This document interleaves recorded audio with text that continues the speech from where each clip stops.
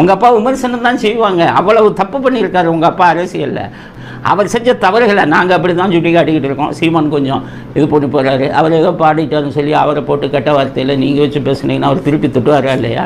நீங்கள் ஒரு கூட்டத்தை வச்சுக்கிட்டு அவன் இவன் அந்த பையன் இந்த பையனு இந்த சிவாஜி கிருஷ்ணமூர்த்தி மாதிரி மூன்றாம் தர பேச்சாளர்கள் மாதிரி ஒரு 6% ஓட்டு வாங்குறாருல்ல. 6%. ஸ்டாலின் நீங்கள் தனியாக திமுக விட்டு நின்று தனியாக வந்து கட்சி ஆரம்பித்து உங்களால் 6% ஓட்டு காமிங்க. சும்மா அந்த கட்சியை வச்சுக்கிட்டு உதயசூரியனை வச்சுக்கிட்டு வண்டி ஓட்டிகிட்டு இருக்கீங்க. உங்களை விட அவர் மக்கள் செல்வாக்கு அதிகம் உள்ளவர். உங்களுக்கு திமுகவால் தான் செல்வாக்கு, சீமானுக்கு அப்படி இல்லை. அவருடைய தனிப்பட்ட செல்வாக்கு தான்.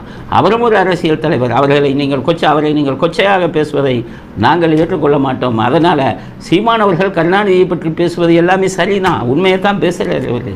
அதனால் அவரை நீங்கள் இதில் வந்து எல்லோரும் எதிர்த்தீங்களானா, நாங்கள் வந்து எங்களுடைய ஆதரவு சீமானுக்குத்தான். கருணாநிதி விஷயத்தில் எங்களுடைய ஆதரவு சீமானுக்குத்தான்.